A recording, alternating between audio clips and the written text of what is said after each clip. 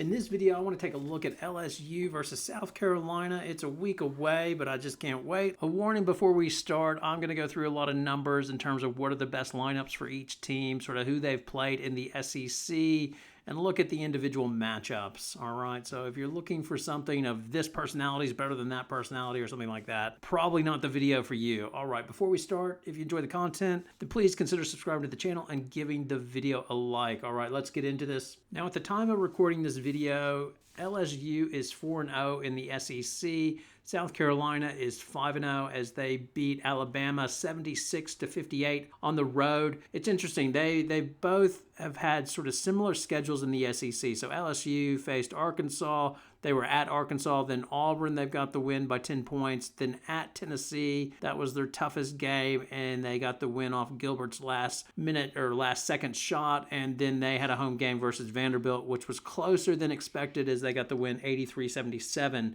South Carolina was at Missouri and Mississippi, and they handled those opponents fairly easily. Then Texas A&M, they routed at home. Then, of course, Texas came into their building, and they gave them a little bit of a beatdown by 17 points. And then on the road, it was tight going into the fourth quarter. It was a two-possession game, but in the end, they just wore Alabama down. I think it's fair to say both of these teams are a work in progress. They're trying to figure out their lineups. LSU, Mulkey's trying to figure out who her point guard is and what her five is, and it seems like her team might be better going small. And then, of course, South Carolina, they're trying to adjust with life without Ash Watkins, as well as the overall adjustment without Cardoso. I know that's mid-season on that, but still, the loss of Watkins was big for them. Now, if you look so far in SEC play, it's 4 games in. If you take a look at the factor of 4, which I like taking a look at, I know it's a small sample of only 4 games, but I like doing that better than full season because it's hard to tell with LSU's non-conference being a bit softer, obviously, than South Carolina's. But if you look at that SEC play so far, South Carolina has a better net rating at plus 39. Both teams have a net offensive rating of 114. That's 114 points per 100 possessions. Effective field goal shooting percentage, South Carolina a little bit higher at 56 versus LSU at 52, but they're both good offensive teams.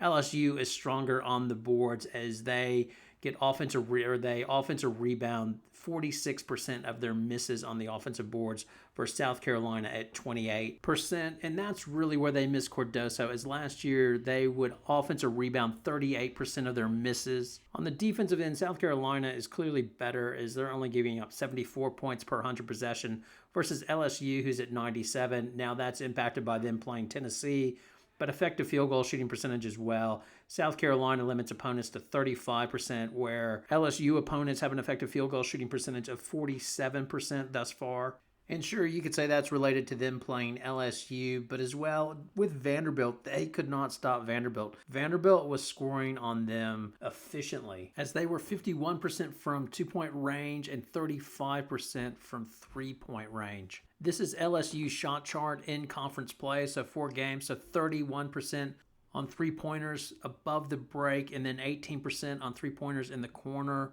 Mid-range is where they specialize, 46%, and then obviously the key, 45%, and at the rim, 63%.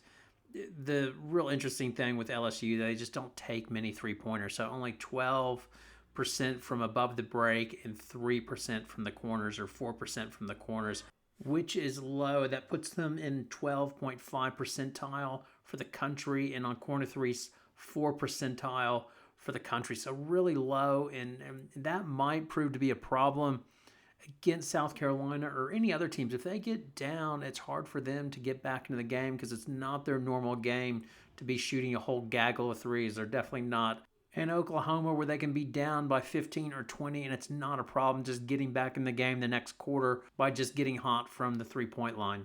In conference play, South Carolina has shot better, so they're 40% from the above break threes. In the corners, 31%. Mid-range, 47%. In the key, 56%. And at the rim, 60%. As well, they take more threes, averaging 19% of their shots come from above the break three-pointers. 8% of their shots come from corner threes, mid-range 17%, in the key 25%, and 28% of their shots are at the rim. Now here's a look at their defensive shot charts. So South Carolina's defense is better, holding opponents to 27% on above the break threes, 23% in the mid-range, 37% in the key, and 38% at the rim, versus LSU that's 30% above the break, 39% at the mid-range, 34% in the key, and 58% in the key. Again, this is a small sample from SEC conference play, so only 4 games, so take of it what you will. The last one we'll look at is in terms of their offense. So LSU, 63% of their field goal attempts come in the half-court game, 23% comes in transition, and 12% of their points come from field goal attempts on putbacks. South Carolina has more in the half-court, so 74% of their shots come in the half-court, 17% come in transition, and then on putbacks, it's only 8.1% for South Carolina. In terms of their lineups, so with LSU, they've got a rotation of 8. Their starters are Smith, Morrow, Williams, Johnson, and Day Wilson. Samaya Smith and Jersey Wolfenbarger, they have been splitting time at center. Currently, Smith is, I think she started the last game, and if it's a physical team inside, they usually go with Smith more minutes, and then if it's they have a small perimeter 5 out there, then Mulkey tends to like Wolfenbarger better. She thinks Wolfenbarger has better lateral movement. Kaylin Gilbert comes off the bench, and she's an instant bucket. She's a Kennedy Carter type player. She takes players off the dribble, gets to the basket. There have been issues about her defense, but she's playing hard for Kim Mulkey, so that transfer has really worked out. Mulkey was really high on Miracle Shepherd at the start of the season, but she's been hampered by a foot stress injury. And lastly, Tierra Poa. Her minutes, I think she sits behind Shepherd and Day Wilson. She's like the third option, if you like. In terms of net rating or plus minus for the entire season, so Samaya Smith is plus 10.5. Morrow, surprisingly, she's minus 3.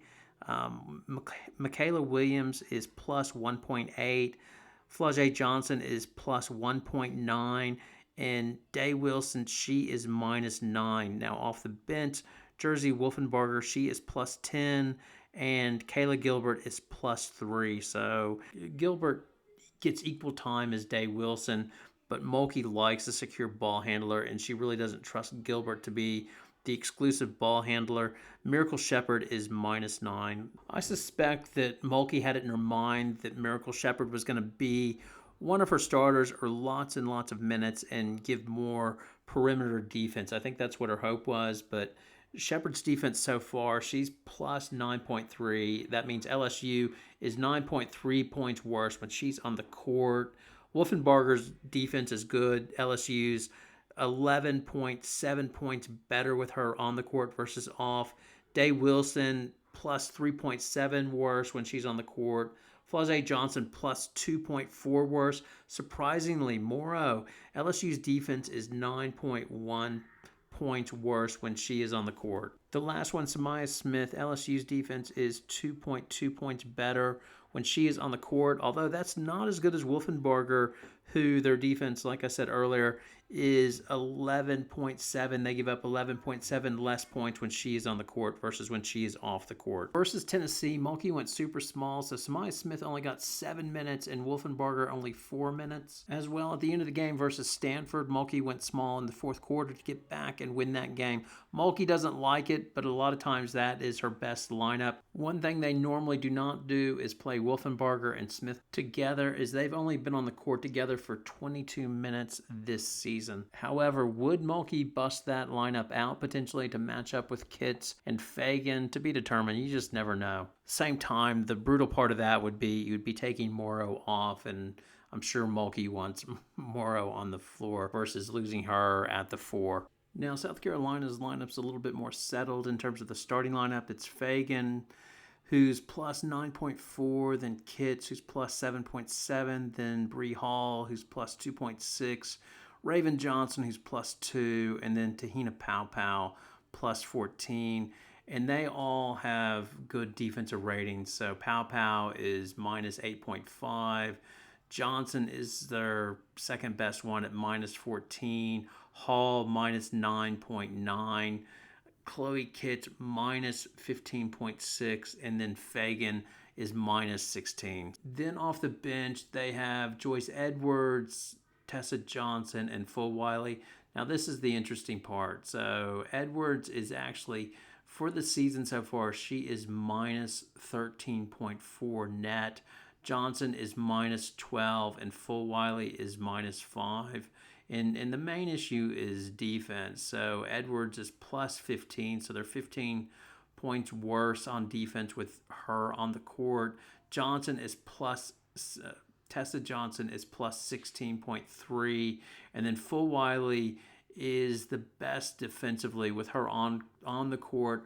Her defense is plus 4.7. So out of the three bench players, or their main bench players, Fulwiley is the best one. For me in this game, I'm quite keen to watch Fulwiley and Gilbert match up. I hope they get a few minutes on the court together, and I want to watch those two versus each other. In the game, I see Fagan matching up on Smith, and then Kitts on Morrow, Bree Hall on Williams, and then Raven Johnson. I see them putting her on Flau'jae Johnson, and then Tahina Paopao and Day Wilson matching up. And then when the bench players come in, it'll be intermatching. Now, both LSU and South Carolina have one more game before they match up. So LSU has Florida, and South Carolina has Oklahoma. I expect South Carolina to beat Oklahoma, but you never know. But I tend to think it'll go a lot like when they played Iowa State. I think Oklahoma's better than Iowa State, but I think they might blow them up just with their defense and the pressure they put on them. But I'm very interested to see how Oklahoma holds up to both LSU and to South Carolina. Will their offense allow them to remain in the game, and can they make runs if those two teams have cold shooting nights? I'm very curious to see that. Now, in terms of LSU South Carolina, the ESPN matchup predictor has LSU at 13.5% versus South Carolina 86.5%. If I was setting the line, I would make South Carolina an 8-point favorite. I wouldn't put the college fund on this, but I would put my money on South Carolina. I just think overall their defense and shooting is better, but again, that is why they play the game. I look forward to watching these two match up. Your thoughts, your poison. LSU fans, tell me how wrong I have it. And yeah, happy for all your thoughts and comments. Thanks a lot for watching. Have a great night.